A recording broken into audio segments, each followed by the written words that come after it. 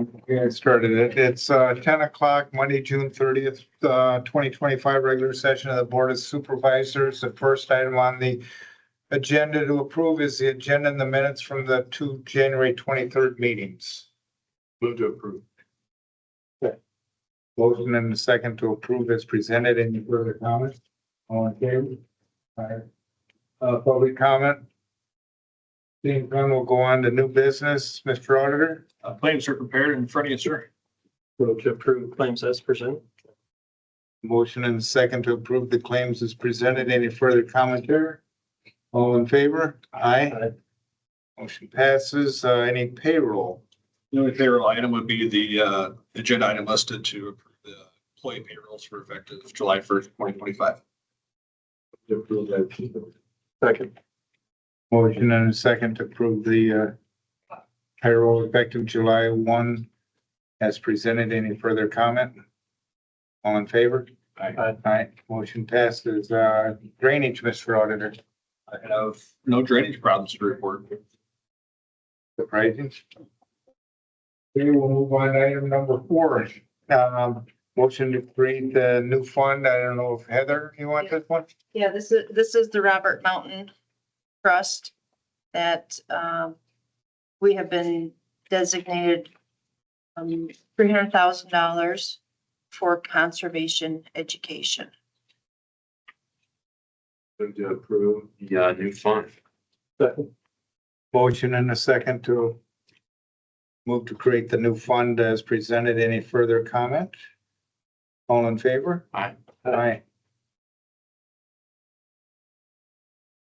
You want to do number 5, Heather? Sure, auditors, transfer of funds. This is an annual budgeted transfer we do every year between funds, and it's to cover some payroll, FICA, IPERS, health insurance from one fund to another. I move to approve resolution 2025-48 as presented. I'll second. Number 48.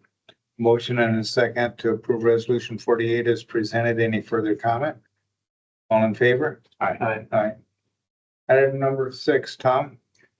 This is an update to the county meal policy that we've talked about over the last couple of years. We had a management meeting where they were in agreement to make some changes. Basically, what we've done is currently we had a set amount. We're going now to the GSA government website, so they'll have reimbursement rates for most major cities in a state, and then of course they have a statewide reimbursement rate for the smaller areas.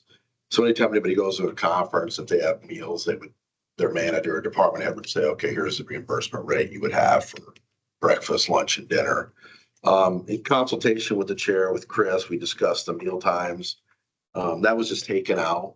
So I'm assuming that the way to be handled now is the policy says if you have a breakfast built into your hotel stay or the conference, you can't then claim that reimbursement. Same thing with lunch or dinner. So I suppose under this scenario, let's say only breakfast was included, not lunch or dinner, you could actually combine the remainder of those amounts and use them however you saw fit. If you didn't want to eat lunch, you just wanted a bigger dinner. So the dollar amount wouldn't change. There is no meal time, so where you have to eat within a specific time period. And we did clarify, we upped the tip amount to 20%. We had it at 18 for many years. And we did clarify that credit card fees, tips, and sales tax are in addition to the dollar amount for the meal. So those are on top of the meal. So those are the changes to the policy, just to make it more user-friendly and easier to calculate for the employees that are at conferences. Any questions at all? To approve the revision. Second. Motion and a second to approve the county policy as presented. Any further comment? All in favor? Aye. Motion passes. Brandon, number 7. Good morning. Yeah, good morning. So to start out, we have, I call it large, it's a 72-inch diameter culvert that Mesa State is going to replace that we've kind of been holding off on. We're going to try and get that done this week before the holiday. They only have 3 days before they're off, but I think they're going to try and get it in here quick. Only one day without rain. Yeah, but the river might be a little high. They're out there kind of gauging that right now. It's not really, it's a stream. It's nothing nothing hazardous, but they're still gauging whether it's a good idea to do this or not right now. So they may do that this week. We're really gonna try, since we do have a bit of a string of decent days here. Other than that, we're still out there kind of correcting some drainage issues, clearing corn stalks, doing that kind of stuff. We got the big ones out of the way. We're just kind of poking through some areas where we know we have issues that people haven't really reported, but things that we know are going to be issues. It's kind of what we're dealing with right now. Other than that, we're still hauling gravel and just doing our regular road maintenance and other maintenance activities. We got our mowers going, that kind of stuff. The one that I shared with you on Friday, I'm assuming they're going out there today and check that out. Yeah, I believe that Stocks too. Yeah, I believe that might be an issue with the crossroad tube and the bike trail. Might be the issue on that one, but we'll find out. We'll know the answer to that. So it's a bit of a tricky issue over there, but we'll definitely figure out what the cause is. And the only other thing I was gonna ask you about was that piece of equipment that we kept getting emails on. Is that kind of like disc in the field for the farmers? Is that kind of what it's used on? Yeah, it looks like a giant, like a garden tiller type thing. It's a grinder, it's just a big wheel with teeth on it that just mulches up whether it's gravel or pavement or whatever. So you can mix additives into it as you go. And it just makes it easier to apply after treatment to things. You're talking about the asphalt zipper? Yeah. Yeah. So it's just it's a giant grinder for roadways, whether, depends on whatever kind of material. It lasts a long time going through gravel, a whole lot longer than it does going through any kind of pavement. And I wouldn't have any use on pavement most of the time. So if I got one of those, it would only be used to put treatment on gravels. The question was posed to me Thursday or Friday in regards to some of the potholes that the guys continually fill, and then they wash out or sink down again. Would that, something like that, cure that problem? On gravels, it wouldn't. On pavements, it would just give us a larger patch, and the bigger the patch, the longer it holds. So we could definitely use it to help in those situations. We're going to pick up our newest dump truck. Will be completed here in the next few days from Brightsfield. We'll get one of those dump trucks back down here. We got the trade-in value for that used truck I wanted to buy for Ventura to replace the pickup plow. The trade-in wasn't great, so we're just gonna put that on an auction because we're not gonna get any less than what the trade-in said. So we're moving forward with that. The second chassis is up there getting process started on that, so we'll have that second truck before winter time. So we'll have both new dump trucks before winter hits us, so that'll be good. Things how you mentioned the auction, is that done? Yes, it is. And how much did it get cleared out? All of it except for 2 heaters the person failed to pay for. So they actually went back on the auction and ending today again. So everything else got cleared out of there. So with that in mind, do we have a plan for that building now? Yeah, I have that remediation inspector coming to do the inspection on the building to figure out what kind of hazardous materials need to be removed. And then as soon as that's done, then I got to hire a remediation company to come in and take those out.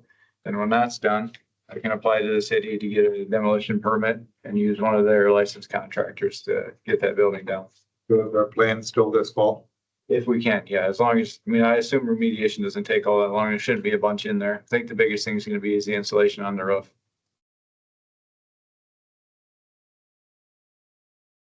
Good. Okay, going on to item number 7, Brandon. Number 8, you mean? 8, yeah. Okay, so this was an agreement started a long time ago. We kind of got tabled for a while, and then as things changed, we were able to talk to them again and came to an agreement on adjoining roads for maintenance activities and for snow plowing and for just all that stuff. So it has already been approved by Clear Lake, and we're just the second signature on it if you guys would like to agree to this. This is the last governmental entity that we border, whether internally or externally, that we don't have a 20AD with. So it'd be nice to kind of get this buttoned up. What would it entail? This is like anytime we have plowing, how like some of the roads are first people there plow the road. Some of them are you're responsible for shouldering and doing potholes and painting, and Then we split up how, if there's a big culvert project or other maintenance things on shared roads, how it's split up. So it's just kind of dictates exactly the responsibilities of each entity. So there's no questions, nothing really to argue about or forget to do, quote unquote. Was this one Mary? Yeah, that's where we started. Yep. Yeah. And the previous Yeah. city administrator I don't- had a disagreement. Yeah, I don't think it changed at all, other than we took the shared bridge out of it. And Okay. we did that other, you guys already signed that agreement with it. Okay. So that's the only difference is we just took that out of the agreement. That was the bridge they wanted us to replace. Yeah. Yeah. So that one is gonna be done and, well, as soon as I get there's some right of way issues on that one, but as soon as we get those right of way issues, so we'll be getting that bridge replaced. I would move to approve. Motion and a second to approve the maintenance agreement between Cerro Gordo County and Clear Lake as presented. Any further comment? All in favor? Aye. Aye. Motion passes. Item number 9 and 10 we'll put together. The only thing I would note is number 10 has had some addition. I move to approve number 10 as presented. And I'll second. Have a motion and a second to approve the management reports as presented under 9 and 10 and forward under the DNR reports. Okay. Correspondence communication. No. A motion and a second to adjourn. All in favor? Aye. We're adjourned at 10:11 with a 10:30 back here in this room.